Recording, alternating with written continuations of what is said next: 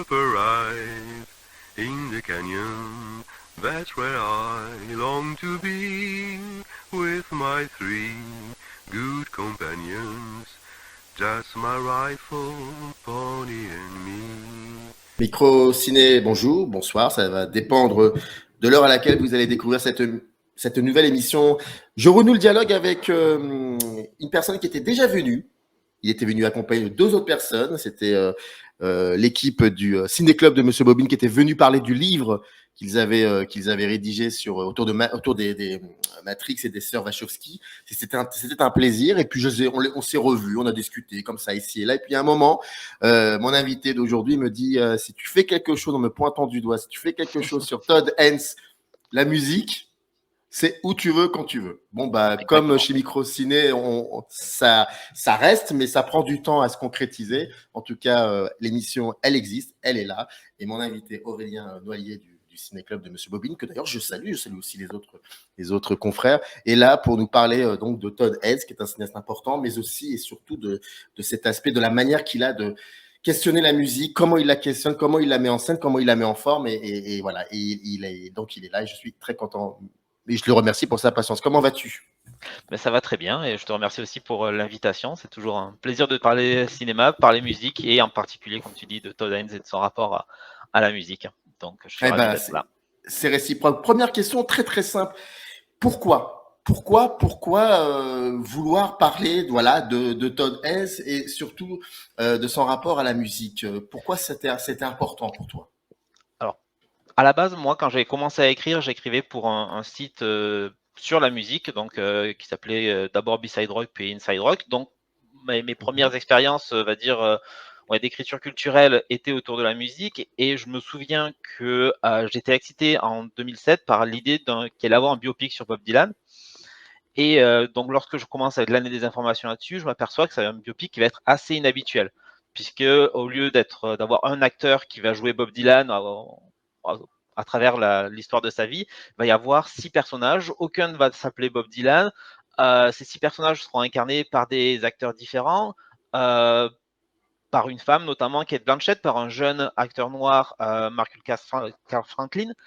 Et c'est vrai que plus j'en voyais, en fait, plus ça m'intriguait. Je me disais, mais qu'est-ce que ça va être? Et j'ai effectivement découvert le film en salle, et là, je me suis aperçu que c'était effectivement un biopic, parce que ça parle de Dylan, ça raconte des choses sur Dylan, mais qui ne ressemblait à aucun des biopics qui sortaient à l'époque, puisqu'on était au milieu des années 2000, et on venait d'avoir Walk the Line ou encore Ray, qui étaient eux beaucoup plus traditionnels sur la façon dont ils racontaient la vie d'un artiste. Et là, je me suis dit, tiens, il y a quelque chose à creuser de ce côté-là. Et donc, à partir de là, j'ai découvert Velvet Goldmine, donc qui est l'autre film de Todd Haynes qui raconte de façon narrative la vie d'une rockstar, en l'occurrence David Bowie.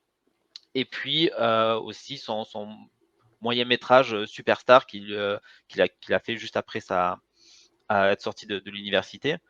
Et c'est vrai que ça m'a fasciné, à voir justement quelqu'un qui essaie, comme tu disais, de parler de la musique, de mettre la musique en scène au cinéma de façon complètement différente de ce qui se fait à côté. Voilà, c'était le point de départ. Est-ce qu'on sait un peu le rapport que lui entretient avec la musique au quotidien? Je ne sais pas exactement s'il avait envie de travailler dans le secteur musical. Je sais que au quotidien, la musique est importante. Par exemple, le point de départ, en l'occurrence de I'm Not There, c'est date de la sortie en fait de Velvet Goldmine. Donc à ce moment-là, le film sort. Todd Haynes n'en est pas énormément content parce que c'est un film qu'il a dû faire avec peu de budget. Le tournage a été catastrophique pour lui. Il savait très bien qu'il n'aurait pas finalement le résultat à l'écran qu'il espérait. Et le film fait un échec assez marqué. Et donc Todd Haynes est déprimé. À l'époque, il habite à New York et sa sœur lui propose en fait de venir la rejoindre à Portland, si je dis pas de bêtises. En gros, pour qu'il puisse changer d'air, se renouveler et avoir peut-être un peu plus d'inspiration pour ses prochains projets. Et en fait, lorsqu'il voyage entre New York et Portland, donc il traverse les États-Unis en voiture, il se met à écouter Dylan, qu'il avait déjà écouté quand il était à l'université et connaissait ses chansons les plus connues. Et il va se redécouvrir une passion pour Dylan, il va se mettre à écouter Dylan de façon obsessionnelle, à aller chercher les albums les plus obscurs, puis les bootlegs, puis toutes les versions alternatives qu'il peut trouver. Et il va vraiment avoir une démarche très érudite vis-à-vis de Dylan. Et c'est comme ça, par exemple, que le projet de I'm Not There va naître. À un moment, il va se dire, mais il y a quelque chose à faire avec cette personnalité, avec toute la musique, toutes les images qu'il a mises en mots, et je veux qu'un de mes prochains films soit sur Dylan. Donc il y a vraiment ce côté obsessionnel vis-à-vis de la musique qui va créer des envies de films par la suite. Hors caméra, on se disait que il y a comme ça 3 gros films vraiment importants, évidents sur la manière de questionner la musique. Très souvent, c'est des sortes de biographies comme ça, même si pour Velvet Goldman, c'est plus un regard sur une certaine période qui a existé, mais en utilisant une forme de fiction. Bref, on va en parler de ça aussi. Donc, il y a Velvet Goldman qui date de 97-98. Moi, j'avais découvert en 98 à Cannes, d'ailleurs, pour la petite histoire. Et c'est vrai que c'était assez perturbant, et je pense que ça a beaucoup perturbé. Mais avec le recul, on va aussi parler de est-ce qu'il tient la route, est-ce qu'il y a quelque chose.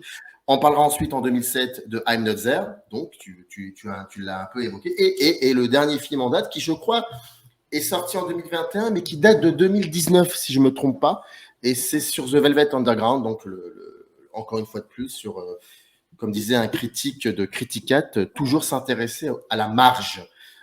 Et là, pour le coup, Velvet Underground, on est dedans. Mais avant cela, il y a un tout premier film que tu as évoqué, qui est Superstars, que je n'ai pas vu et que j'ai cherché, que j'ai pas trouvé. Mais j'aimerais bien qu'on en parle de ce film, parce que est-ce que tu m'en as parlé hors caméra, mais je vais faire comme si je ne savais pas. Est-ce que c'est quelque chose de très important qui annonce ce que Todd Haynes fera ensuite dans ses films quand il interroge la musique? Oui, alors complètement, puisque donc Superstar, c'est un film sur la vie de Karen Carpenter. Pour remettre un peu dans le contexte, parce que Karen Carpenter et son groupe, les Carpenters, n'étaient pas forcément si connus en France par rapport aux États-Unis. Donc les Carpenters, c'est un duo, un frère et une sœur, Karen et Richard, qui avaient un groupe de rock tout au long des années 70. Qui faisait un rock qu'on a qualifié de soft rock, c'est-à-dire quelque chose de une musique très léchée, très bien produite, des jolies mélodies, des jolies harmonies, avec des paroles assez anodines sur des chansonnettes d'amour, des trucs assez que les gens avaient tendance à qualifier d'insipides. Et c'est vrai que c'était un groupe qui a été un peu oublié, malgré le succès qu'ils ont eu à l'époque, parce qu'il ne correspond pas à l'idée qu'on se fait de l'Amérique du début des années 70. C'est-à-dire que lorsqu'on pense à cette période-là, on va penser la contre-culture, le Vietnam, le LSD, etc. Et eux, c'était l'exact opposé.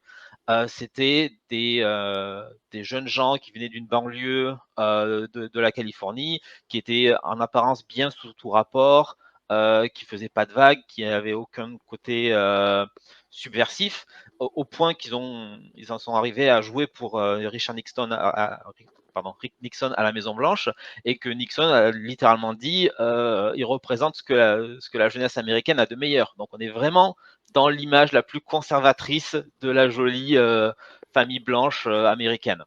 Mais donc voilà, l'image que les gens avaient d'eux dans les années 70, c'était ça. Sauf que ce qui s'est passé, c'est que Karen Carpenter souffrait d'anorexie.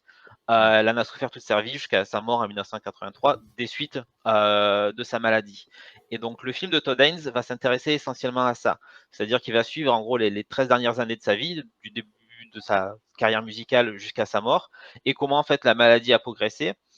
Et pour ce faire, ce que le dispositif qu'a choisi Todd Haynes, c'est de représenter les personnages, donc Karen Carpenter, son frère, leur famille, leurs collaborateurs, par des poupées Barbie. Donc des Ken ou des Barbie qui sont maquillées en fonction de.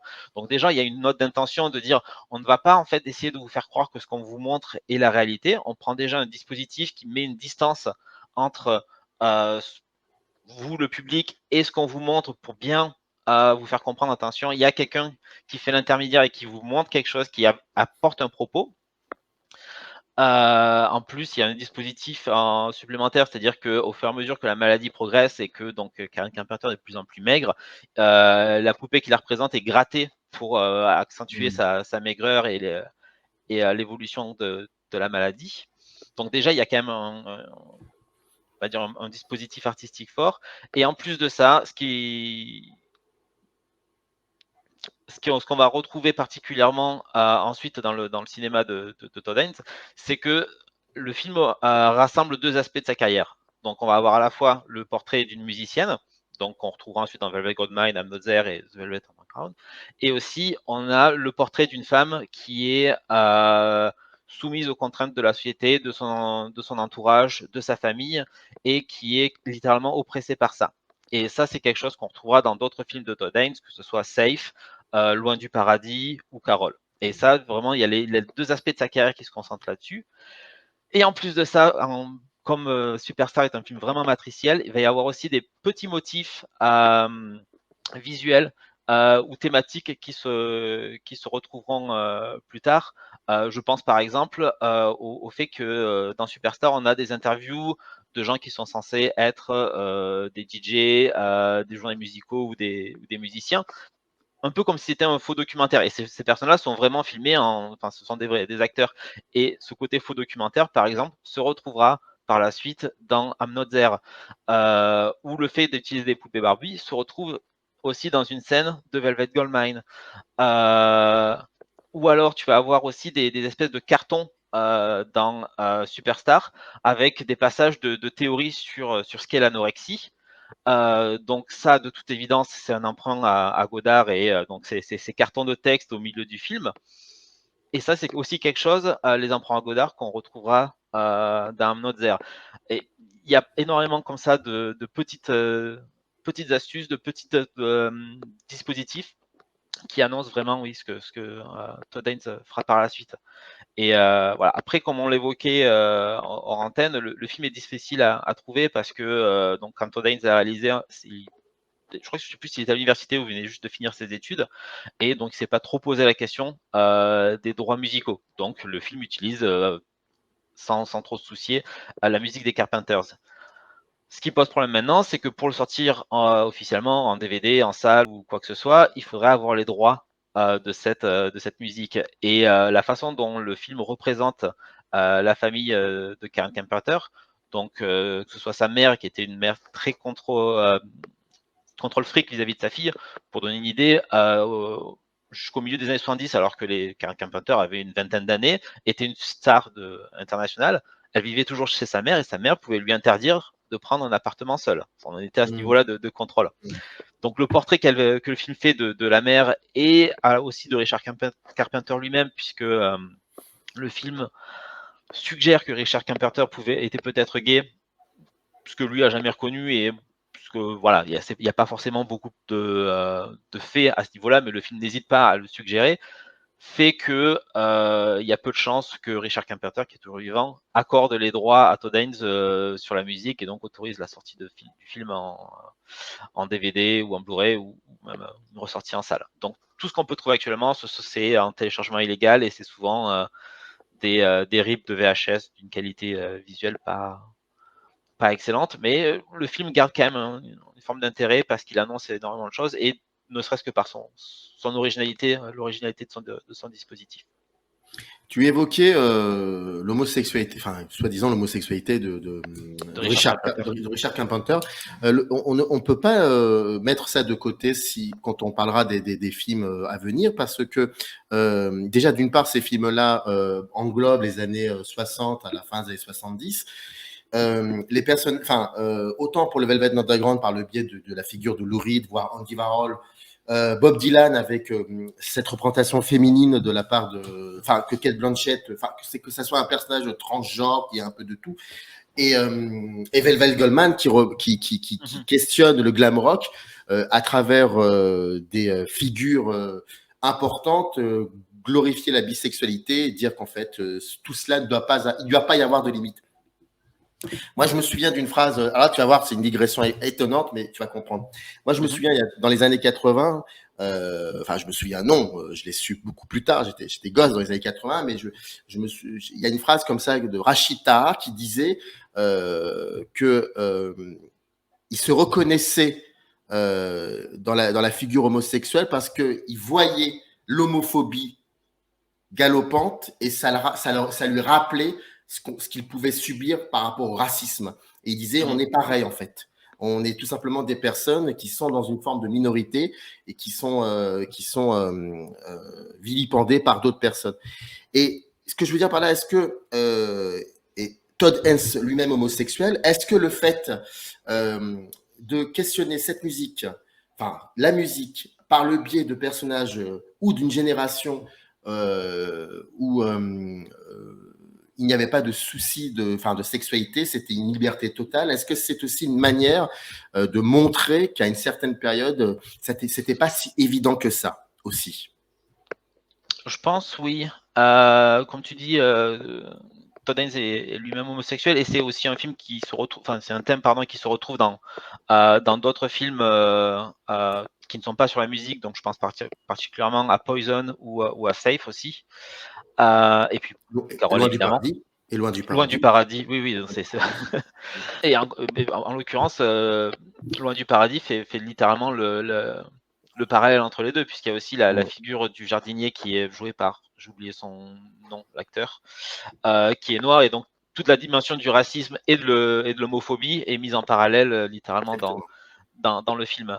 Mais pour revenir à la musique, je pense qu'en fait, un des thèmes qui traverse les films de Todd Haynes en musique, c'est la question de l'identité et la façon dont une identité peut être imposée à quelqu'un, que ce soit par son entourage, que ce soit par la société, que ce soit par le public.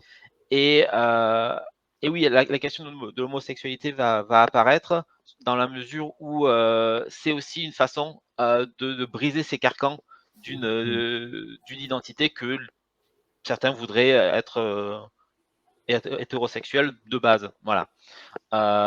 Et l'idée qu'à un moment on fasse éclater ces carcans et que un homme n'est pas forcément hétérosexuel et peut aussi être bisexuel ou homosexuel, c'est effectivement quelque chose qui est revendiqué dans Velvet Goldmine notamment. Et je pense que c'est la façon dont Todd Haynes va l'aborder.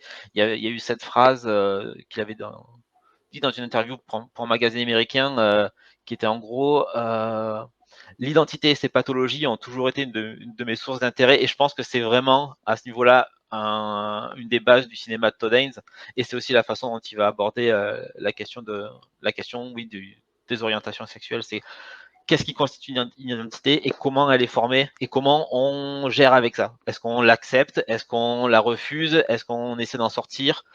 Voilà. Et ben là, tu annonces Velvet Goldmine. 87-88, Velvet Goldmine. Et là, pour le coup, quand on voit après ce qu'il a fait avec I'm Not There et ensuite The Velvet Underground, si je dis par exemple qu'avec Velvet Goldmine, il a été très très loin dans la déconstruction des formes, dans les ruptures de ton. Alors ton, ça peut même aussi des ruptures de ton au niveau de la couleur, de la colorimétrie, reprenant des choses que tu disais dans Superstars, les approfondissant. Et puis j'ai l'impression qu'il y a une... Est-ce qu'on peut dire que ce film-là, Velvet Goldmine, qui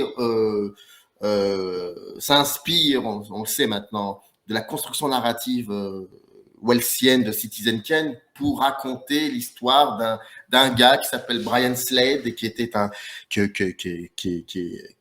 l'ego de David Bowie et qui organise un faux suicide et finalement on le découvre et on parle aussi du glam rock, donc de l'Angleterre d'une période des années 70, début des années 70 de l'Angleterre. Il y a Kurt Weill qui est une espèce de mix entre Lou Reed, Iggy Pop, Mick Jagger, et enfin des choses comme ça. Et est-ce que ce film, alors déjà premièrement, pourquoi ce film? C'est-à-dire pourquoi Todd Haynes a pensé ce film?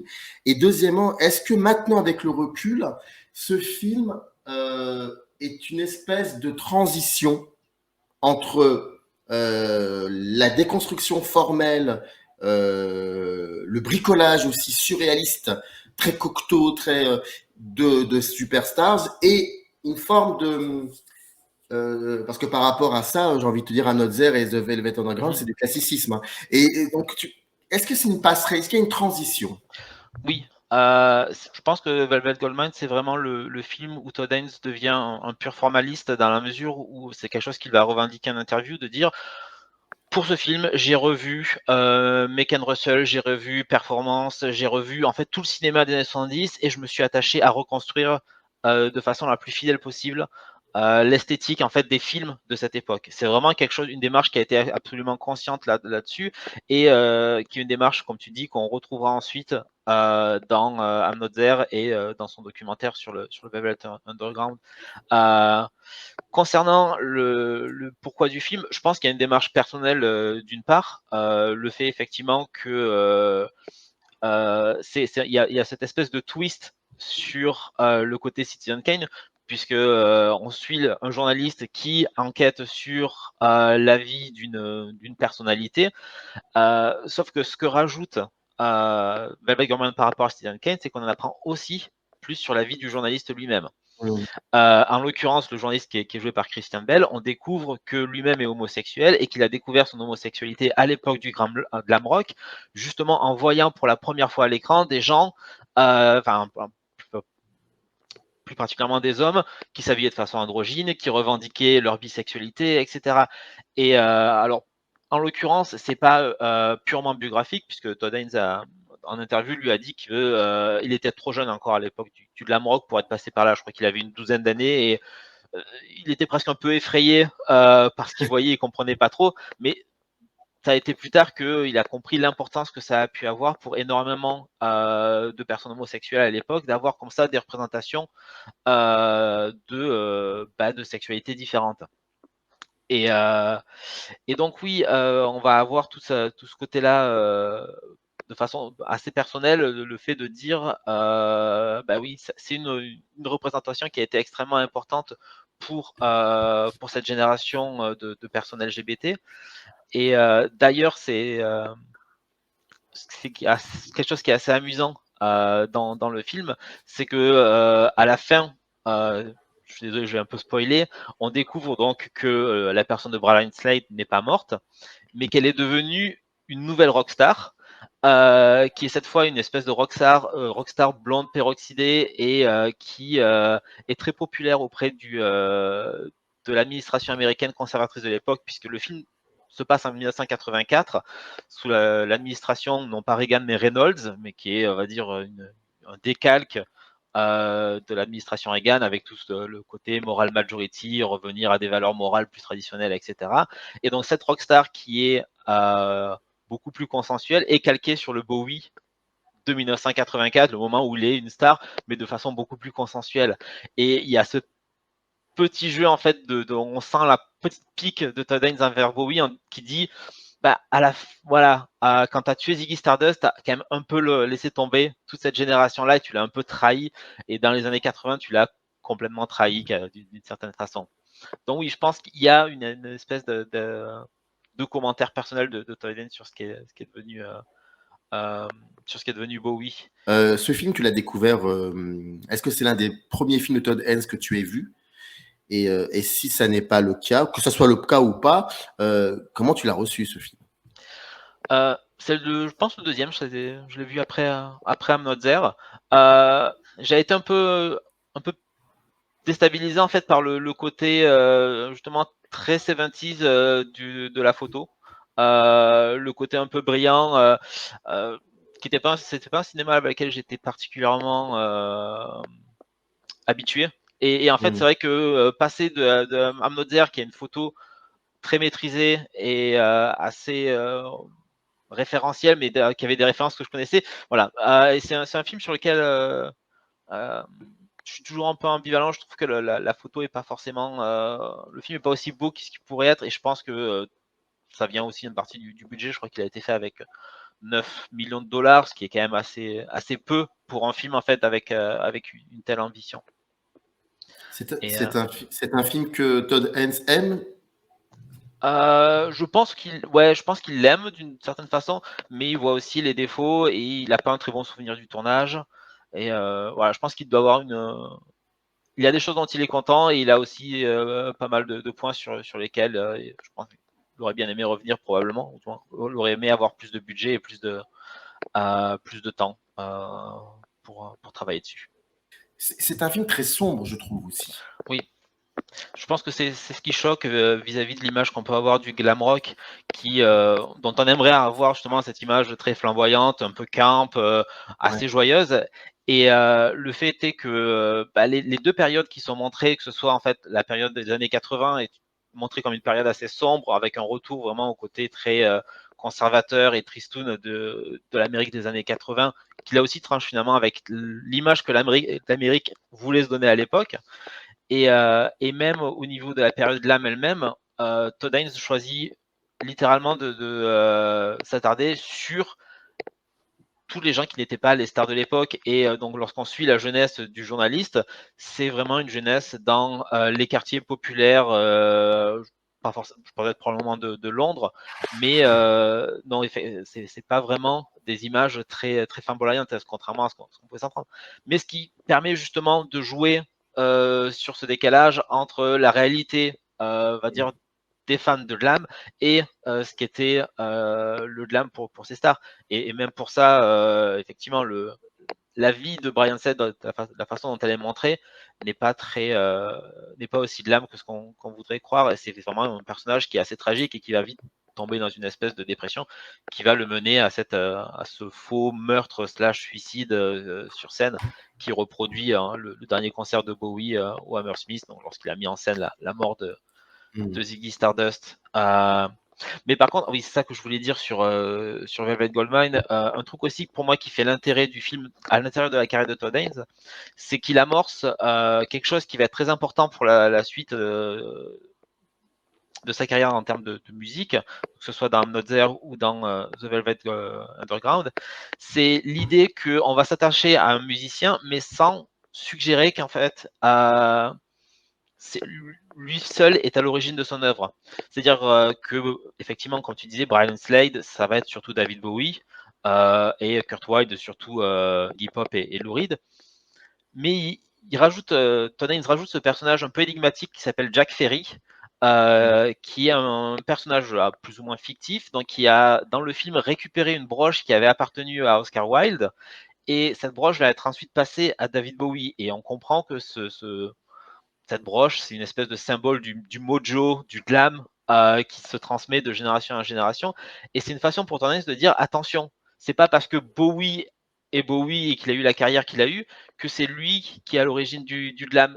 Tout ne vient pas de lui. Il y a des racines en fait à tout ce qu'il a fait, et il faut toujours penser à ces racines. Ne jamais croire que votre star préférée est un démiurge absolu qui génère de l'art par sa simple action. Il y a toujours un environnement, il y a toujours des précurseurs, et il faut toujours penser à ça. Et en l'occurrence, c'est quelque chose qu'on retrouvera, que ce soit dans Notzer ou dans The Velvet Underground. En même temps, le film nous dit qu'Oscar Wilde viendrait de. Voilà. C'est un extraterrestre. C'est ça, littéralement. Pour le coup, Oscar Wilde serait le premier à avoir créé ça. Voilà. Restons sur. Tu as raison. Et restons sur ça, sur l'extraterrestre, sur la notion d'extraterrestre, parce que 8-9 ans plus tard, il y a ce film qu'on a beaucoup évoqué là, depuis qu'on a commencé l'émission, c'est I'm Not There, donc, qui date de 2007, et qui a la particularité, effectivement, là, pour le coup, de raconter une forme d'histoire assez hybride de Bob Dylan en ayant... ce n'est pas un documentaire, c'est une fiction, et là, pour le coup, peut-être que... allez, première question.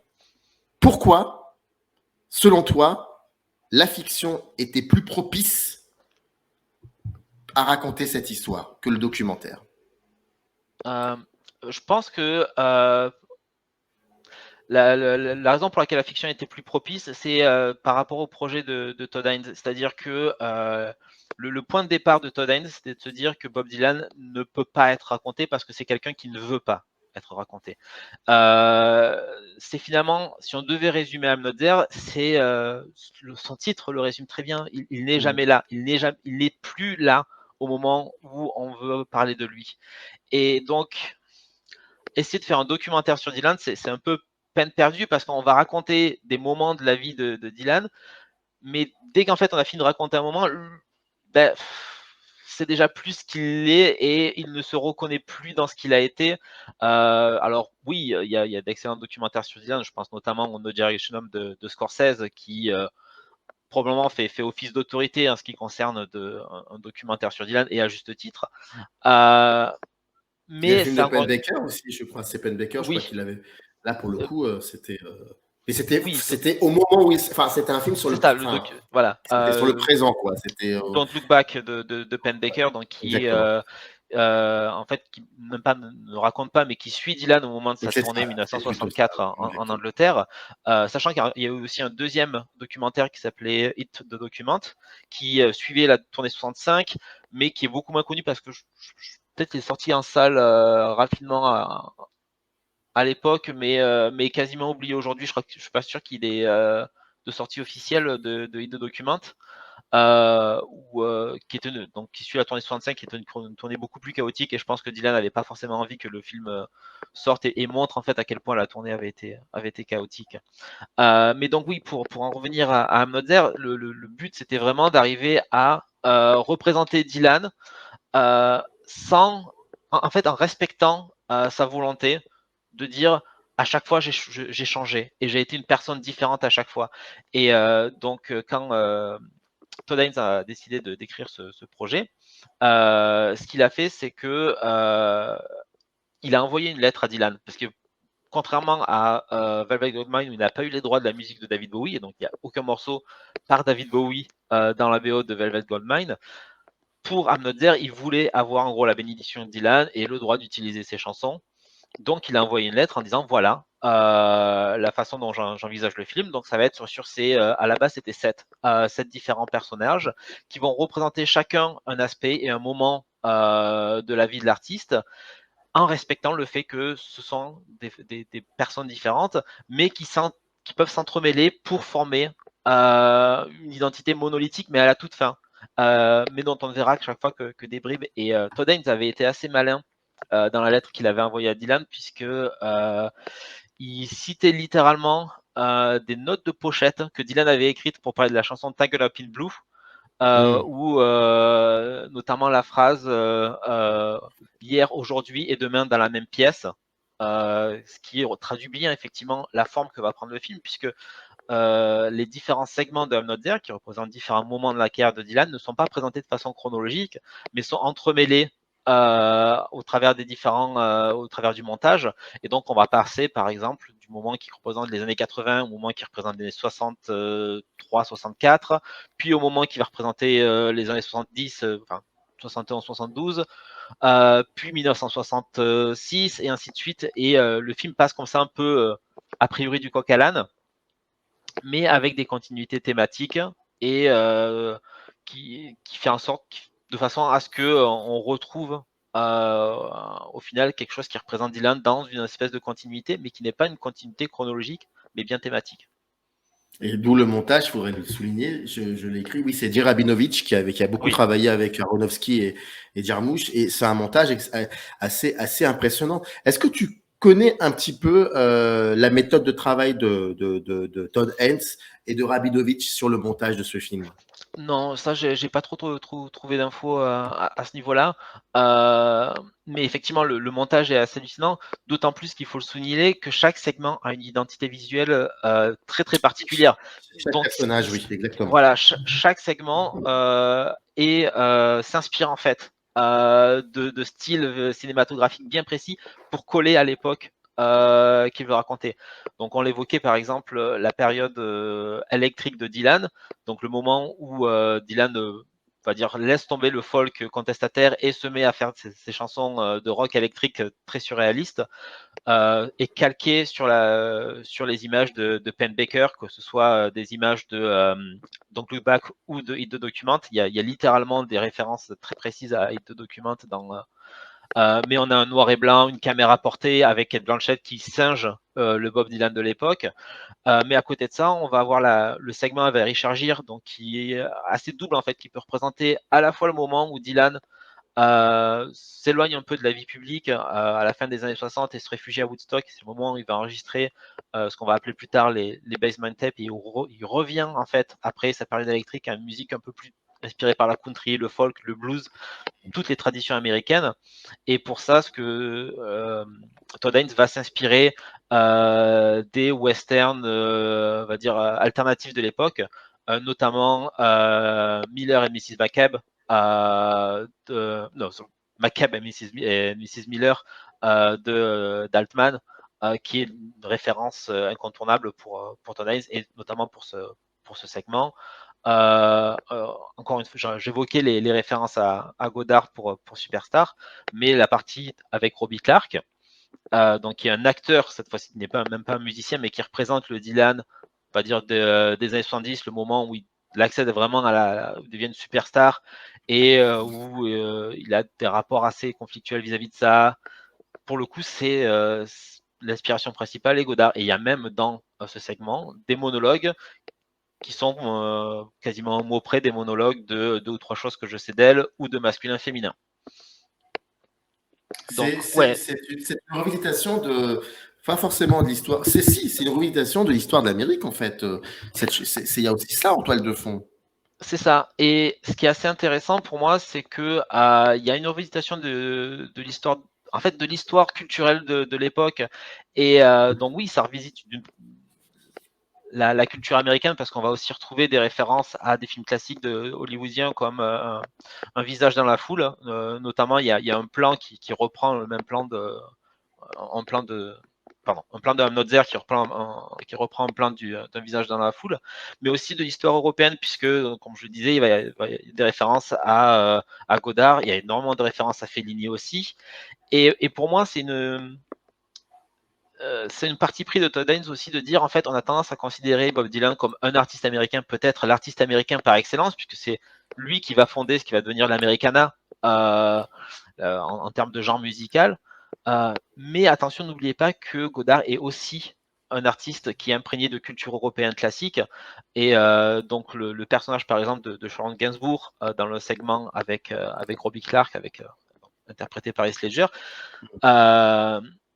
en fait, elle s'inspire de 2 figures dans la vie de Dylan, qui est Suze Rotolo, donc sa petite amie quand il arrive à New York dans les années 60 et qui va lui faire découvrir Baudelaire, qui va lui faire découvrir Rimbaud et toute la culture européenne. Et aussi, elle s'inspire donc de Sarah Dylan, qui sera sa femme dans les années 70. Et là, le choix de Todd Haynes, qui était un choix de casting dès l'écriture, c'était de caster Charlotte Gainsbourg. Donc d'avoir une Française qui va apporter en fait cette culture européenne à un personnage qui représente Dylan. Et il y a toute cette ambiguïté de dire, voilà, Dylan n'est pas forcément toujours celui que vous pensez qu'il est. C'est un artiste américain, oui, mais c'est aussi un artiste européen de par toutes les influences qu'il a pu avoir. Et il y a vraiment des choix très très conscients dans ce que Todd Haynes montre ou non, des épisodes de la réelle de la vie de Dylan, notamment lors d'un concert en Angleterre où Dylan a littéralement dit face à un public qui le huait parce qu'il était passé à l'électrique et qu'il avait trahi justement le folk. Et donc, sur scène, Dylan jouait devant un immense drapeau américain, donc ce qui est retranscrit dans le film. Et comme dans la réalité, le Dylan du film lui dit non mais vous ne pouvez pas comprendre. En fait, ce que joue c'est la musique américaine. This is American music. Et il y avait une dimension provocatrice à l'époque de la part de Dylan d'arriver devant, on va dire, l'intelligentsia britannique, des petits blancs qui se revendiquent puristes du folk et de leur dire vous ne pouvez pas comprendre, moi je joue de la musique américaine à l'époque où les États-Unis n'étaient pas forcément très populaires auprès de ce public-là. Et d'une façon, voilà, il y a cette espèce de, chez Todd Haynes, d'ironie qu'il introduit en disant oui, ça c'est ce que Dylan a prétendu, mais en fait, n'oubliez pas que malgré ce qu'il prétendait, non, il y a le côté Rimbaud derrière, et l'influence de Rimbaud elle est là, et Rimbaud, il n'était pas américain. Il n'était pas américain, mais il y a quand même ce personnage, cet enfant noir, qui est censé, je pense, représenter aussi les inspirations de blues. Donc c'est autre chose, et c'est une autre histoire de l'Amérique aussi. Pourquoi ce choix-là, et surtout, pourquoi, connaissant le cinéma de Todd Haynes, c'est pas une surprise, mais ça pourrait être intéressant d'en parler. Pourquoi à un moment il se dit aussi, eh ben on va aller encore plus loin, on va faire jouer une facette de Bob Dylan par une femme. Et c'est Cate Blanchett. Ah, d'ailleurs, c'est la période électrique. Pourquoi, selon toi? Je pense qu'il y a le côté androgyne, effectivement, du Dylan de l'époque. Lorsqu'on voit les images de Penn Baker, Dylan a vraiment une dimension androgyne. Et je pense que ça correspond aussi à une une volonté de la part de Dylan de se plonger en fait dans cette espèce d'image surréaliste et de brouiller les questions d'identité, notamment d'identité de genre. Et ça correspond à un tout, de dire en fait, je vais faire du rock, mais je vais m'inspirer d'une poésie européenne en me mélangeant avec mon rock américain, et de la même façon, je me présenterai comme quelqu'un très androgyne. Et donc, il y a un détail qui est reproduit dans un Mozart où on voit Kate Blanchett qui arrive dans une salle de bain d'hôtel et se dessine en fait une petite moustache fine au crayon. Et ça, c'est une vraie image. Enfin, c'est inspiré d'un vrai épisode dans It the Document de Penn Baker, où effectivement Dylan s'est dessiné une petite moustache. Comme s'il y avait cette espèce de jeu performatif sur sa propre masculinité, une conscience en fait d'être très androgyne et de se dire je vais réaffirmer ma masculinité, mais de façon vraiment performatrice, et de jouer sur la façon dont je vais être perçu et dont je suis perçu par mon public. Et oui, la question de l'identité de Dylan est vraiment centrale, et comme tu disais, le fait de le faire jouer par un jeune acteur noir, y a rejoint ça. Donc en interview, en gros, Todd Haynes disait que ce choix de casting était en partie lié au fait de vouloir montrer Dylan de façon très détachée de sa réalité, puisque non, Dylan n'était pas un jeune enfant noir. Mais en fait, lorsque Dylan arrive à New York, c'est quelqu'un de très affabulateur. Donc il va raconter énormément de mensonges sur le fait qu'il était en tournée, qu'il a joué pour des cirques, que éventuellement il s'était retrouvé en maison correctionnelle pour jeunes. Enfin, tout un tas d'histoires pour se rendre intéressant et pour faire sa place dans ce petit milieu du folk new-yorkais. Et on va retrouver ça finalement un peu chez la figure de Woody, qui se prétend être plus ou moins Woody Guthrie ou avoir joué avec Oretta. Et voilà, le côté affabulateur, et en même temps on ne peut pas y croire, parce que Woody Guthrie n'est pas un enfant noir, lui non plus.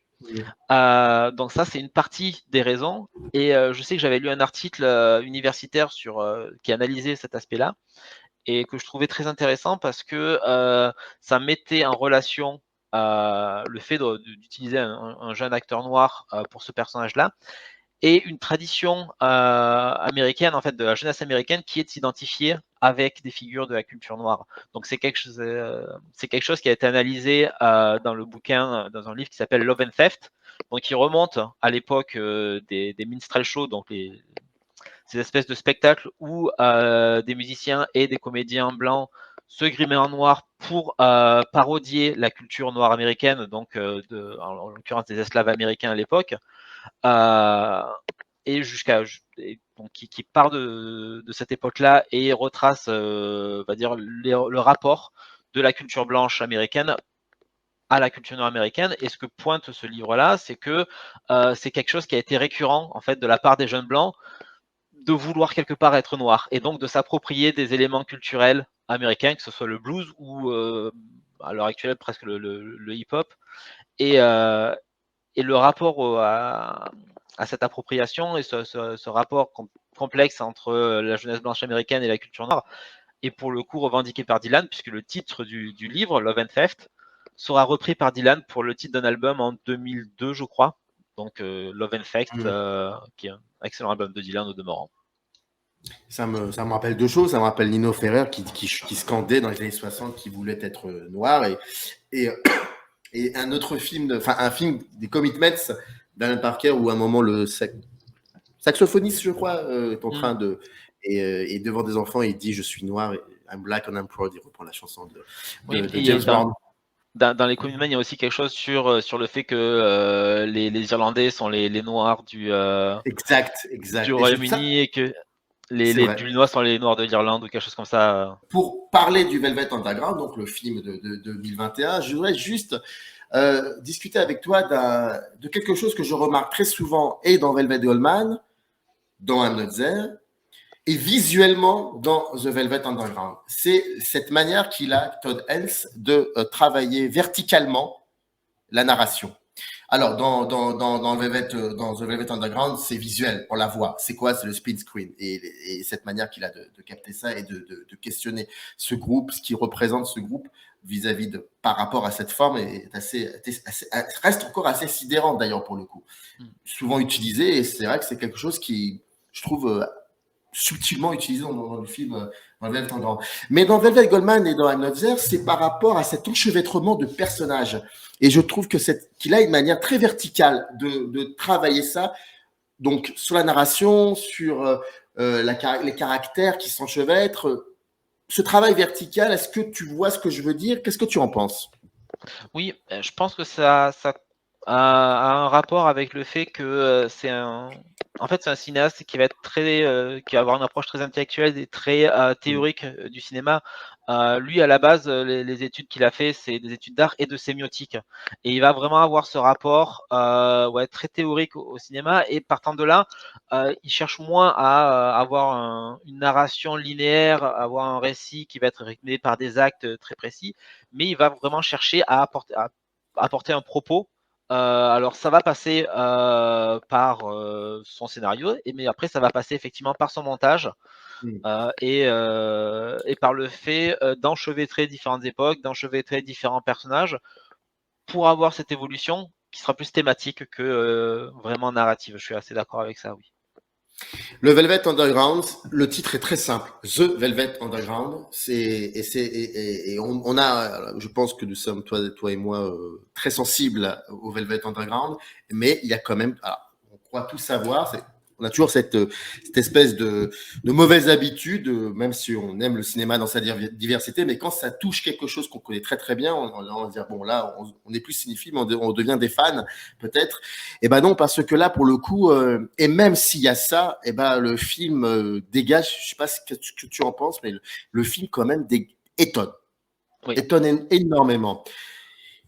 Selon toi, pourquoi en 2021, enfin en 2019, 2020, Todd Haynes prend le temps de travailler sur ce groupe-là? Je pense qu'il y avait un côté. En fait, une des raisons, à mon avis, se trouve dans la première partie du film, qui parle assez peu de musique finalement, puisque si le documentaire donc sur le Velvet Underground parle effectivement du groupe, il passe quand même beaucoup de temps à revenir sur ce qu'était la scène artistique de New York de l'époque.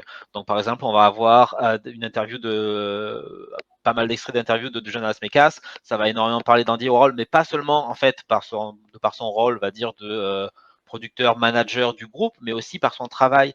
Et on sent que Todd Haynes avait encore une fois envie de dire oui, le Velvet a été important, a été un groupe séminal pour énormément de choses. Ils ont été les premiers à proposer ce genre de musique, mais voilà d'où ils viennent. Et il y a quelque chose que j'avais trouvé très très pertinent en fait dans le documentaire, c'est le parallèle qu'il fait à un moment entre le film Empire d'Andy Warhol, donc qui est un film, donc une image fixe de l'Empire State Building avec le soleil qui se couche.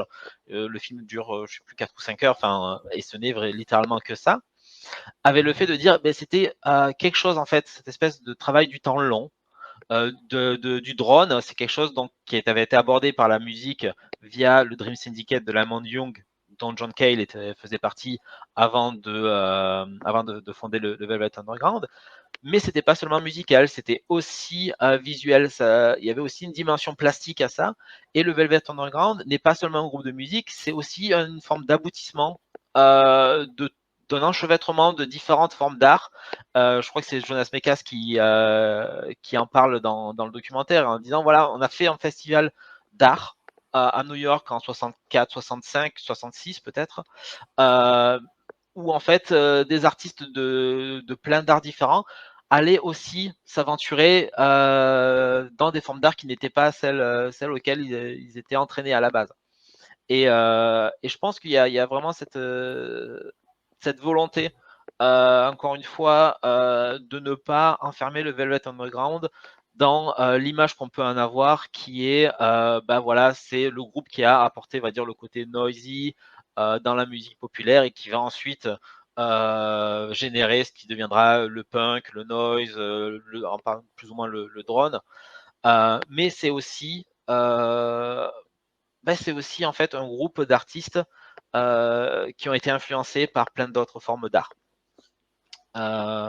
Et je pense que c'était une des motivations de Todd Haynes à ce niveau-là. Et effectivement, c'est assez cohérent par rapport au reste de sa carrière. D'une part parce que il avait déjà abordé la figure de Lou Reed via le personnage de Kurt Wilde dans Velvet Goldmine. Le fait est aussi que quand même Dylan était un des modèles de Lou Reed au début de sa carrière, et l'influence de Dylan sur Lou Reed au moins au début est assez manifeste, même si Lou Reed a changé la façon de faire de la musique par rapport à Dylan. Donc oui, il y a une cohérence à ce niveau-là. Mais ça dit quoi, ce film-là, selon toi, sur la société américaine de 2019-2020? Ça, c'est une bonne question. Je ne sais pas s'il y avait vraiment une volonté de dire quelque chose. Il y a clairement un regard assez nostalgique sur la scène new-yorkaise de l'époque, et c'est ce qui m'avait assez surpris lorsque j'ai découvert le film, c'est de voir à quel point Todd Haynes, je pense, se fait clairement plaisir à célébrer toute une partie de ce qu'on appellerait aujourd'hui l'underground américain, même si, pour reprendre l'expression de Jonas Mekas dans le film, on n'était pas une sous-culture, on était la culture. Et je pense que c'est quand même quelque chose de très important pour Todd Haynes de dire non, effectivement, c'était pas la sous-culture, c'est eux qui faisaient la culture, et de montrer à quel point, même si aujourd'hui on a l'image du Velvet Underground, donc un groupe important pour l'époque, mais très méprisé lorsque le groupe était encore lorsque le groupe était, va dire, en train de se former, ce qui n'est pas totalement vrai, parce que, comme le documentaire le montre, via l'entremise d'Andy Warhol, le groupe a été quand même écouté par des danseurs. Au moment, il parle d'une soirée où le Velvet jouait et où il y avait Nureyev dans la salle, il y avait des membres du ballet de New York, il y avait des politiques, il y avait des artistes, il y avait des industriels, parce que c'est le genre de public que la figure d'Andy Warhol a ramené. Voilà. Donc oui, le Velvet à l'époque n'a pas eu le succès auprès du grand public. Non, c'est un échec Voilà, même. c'est ça. Parce que c'était l'époque Flower Power, et eux, ils étaient complètement à l'encontre de ça. Mais tu connais la fameuse phrase de Brian Eno? Bon, bah, sur l'album, sur le premier album du Velvet, bon, bah, je sais pas, il disait, en gros, je sais pas, il disait, il y a peut-être 3000 personnes qui ont acheté cet album, et ces 3000 personnes sont tous devenues des musiciens. Enfin, voilà, c'est ce que Duras aussi reprendra plus tard en disant, mes 100 000 spectateurs, je sais que les grands blockbusters d'1 million jalousent mes 100 000 spectateurs, parce que mes 100 000 spectateurs reviendront toujours, alors que les autres, on ne sait pas. Mais il y a de cela. Mais oui, c'est vrai que ce film est assez particulier, parce que effectivement, ça montre un peu une société pop culturelle des années 60. Ça prend aussi le temps de construire des transitions incroyables. Il y a un moment comme ça, ça parle d'Andy Warhol, ça le montre aussi cinéaste. C'est un film qui pétille, qui remplit fourmi d'images, d'archives. Il y a le fameux split screen, on en a parlé. Il y a aussi, pour le coup, ça donne aussi la parole à Maureen Tucker. On entend Lou Reed parce que bon, il était déjà décédé. Puis on parle aussi de Doug Yule, qu'on n'a pas l'occasion d'entendre parler aussi, qui est on l'entend chanter. Enfin, on comprend beaucoup de choses. Donc voilà, il y a certains. Mais c'est vrai que il y a toujours cette question un peu particulière, parce que Todd Haynes n'est pas forcément un cinéaste qui a tendance à être, comment dire, nostalgique. C'est vraiment quelqu'un qui, pour le coup, quand il fait Carole, c'est vrai, c'est une histoire d'amour entre deux femmes dans une Amérique des années 60. Certes, Loin du paradis, c'est les années 50-60, je crois que c'est encore Eisenhower. Donc, mais il y a quand même des liens avec le monde dans lequel il vit à ce moment-là. Le Velvet Underground, c'est très très bizarre. Est-ce que je n'arrive pas à... C'est peut-être un gros trip de 2 heures, certes, mais je me dis que si c'est pour raconter aussi que l'Amérique aujourd'hui, c'est très compliqué, je trouverais ça un peu facile, en fait. Non, pareil, j'ai du mal à voir une intentionnalité d'un propos qui se rapprocherait, qui se rapporterait à l'actualité ou au monde contemporain. Je pense que quelque part, du moins c'est mon interprétation, il s'est vraiment fait plaisir à essayer de raconter ce groupe, de raconter sa musique. Et je sais que c'est quelque chose qui m'a peut-être le plus impressionné lorsque j'ai découvert le documentaire. En plus, j'ai eu la chance de pouvoir le voir en salle. C'est que disons, le Velvet Underground, je l'ai découvert quand j'avais il y a 20 ans, donc j'avais 17, 18 ans, peut-être même avant ça. Et ça faisait partie de ces albums où, à force de l'avoir beaucoup écouté en tant que classique, tu vois, comme tu disais, ouais, bon, ça va, on connaît, il y a plus grand chose à découvrir. Et de voir le film et de voir en fait la façon dont Todd Haynes va mettre en image aussi la musique du Velvet et va faire des liens avec ce qui se passait à l'époque, va aller chercher aussi parfois des versions démo, des versions alternatives de certaines chansons pour voir comment elles ont évolué et pour devenir les versions qu'on en connaît qui ont été enregistrées sur l'album. C'est un film qui m'a fait littéralement redécouvrir cet album que je pensais aussi connaître par cœur et que je pensais avoir quelque part un peu dépassé, dont je pensais être blasé en fait.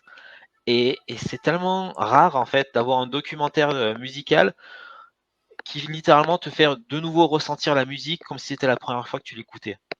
Et il y a un petit exploit pour, je trouve, de la part de Todd Haynes à ce niveau-là. Tu vois, ce qui est marrant, c'est que quand tu regardes Velvet Goldman, tu sens que c'est plutôt la musique qui va construire le rythme du film.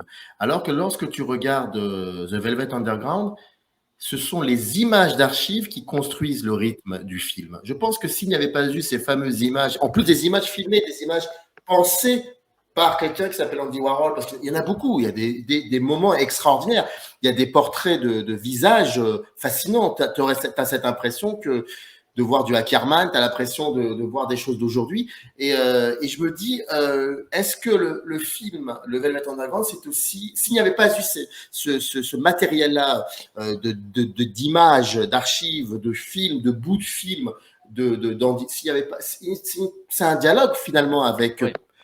avec lui, avec Warhol. Je crois que c'est aussi un film sur Warhol quand même. Complètement. D'ailleurs, c'est la partie qui est un peu expédiée, on peut le dire quelque part dans le documentaire. C'est le moment en fait où le groupe se sépare de Warhol pour aller ensuite enregistrer White Eyed White It et puis donc The Velvet Underground, l'album éponyme et Loaded. C'est un peu accéléré à ce moment-là. On sent que ça l'intéresse moins. Toi, tu aimes beaucoup le dernier album, Loaded, du Velvet, j'imagine, peut-être. Non, je préférais alors soit le The Velvet Underground, donc l'album gris, le troisième, ou alors le premier. Et de temps en temps, White Light, White It quand je suis de bonne humeur et que je peux l'encaisser. Si vous n'avez pas écouté White Light qui dit de bonne humeur, c'est marrant ça. Je pense surtout à une chanson qui dure très longtemps. Tu vois oui, très bien c'est pareil.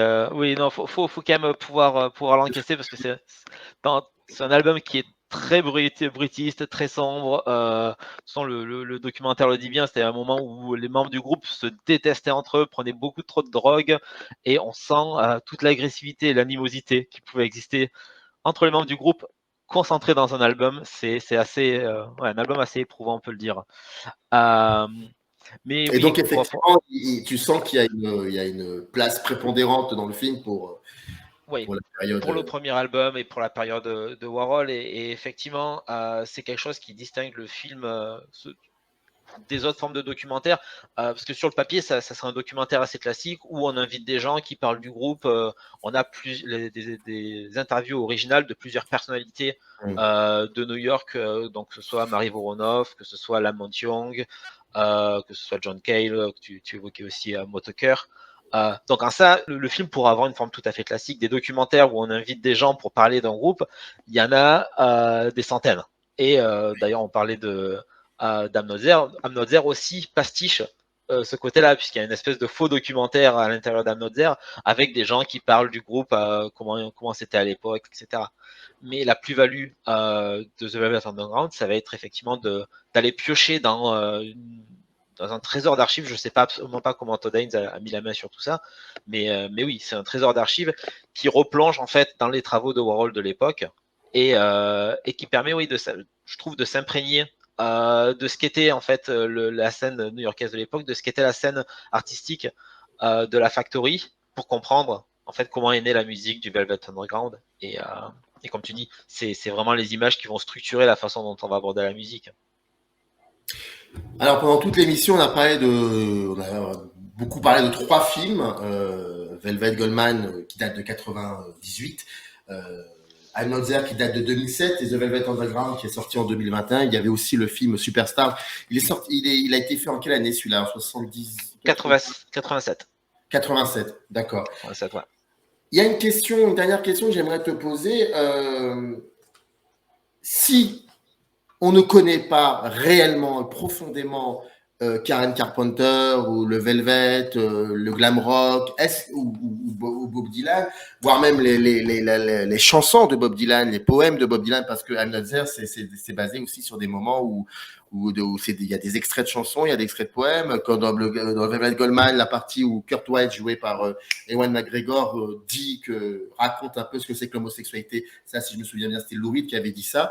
Voilà, il y a des choses comme... Si on ne connaît pas tout ça, si on est néophyte, pardon, est-ce que, en gros, je vais la poser différemment. Est-ce que lorsque Todd Haynes fait ces films-là, il fait d'abord ces films-là avant tout pour des néophytes ou des connaisseurs? C'est une question compliquée, c'est une question à laquelle j'ai du mal à trancher, mais personnellement, j'aurais tendance à penser qu'on peut aborder les films sans forcément connaître les artistes dont ils parlent, mais à condition d'accepter d'avoir un regard assez esthétique.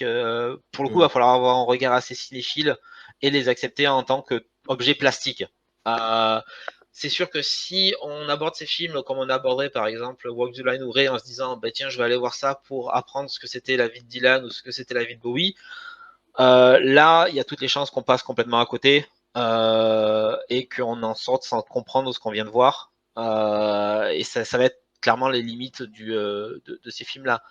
Cela dit, je pense que sans rien connaître de la vie de Dylan, on peut apprécier le travail purement cinématographique, que ce soit sur, comme on l'a dit, sur la photo, sur le montage, sur les choix de narration à certains moments, de la façon dont sur certains plans, sur une imagerie poétique que déploie Todd Haynes. Là, il y a quand même de la matière. Je pense pas que on soit condamné à s'ennuyer devant les films de Todd Haynes, devant les films musicaux de Todd Haynes, parce qu'on ne sait pas de quoi ça parle. Je pense qu'il y a assez de matière visuelle pour l'apprécier.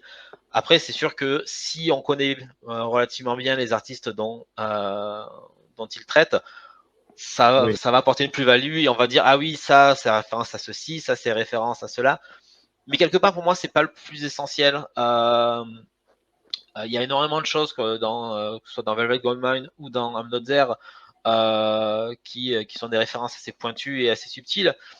Mais ça c'est plus un clin d'œil finalement de Todd Haynes envers d'autres fans, mais ça constitue pas l'essence de ces films. Pour moi, il y a vraiment un véritable travail de cinéma qui est au premier plan et qui prime dans tout ce qu'il fait.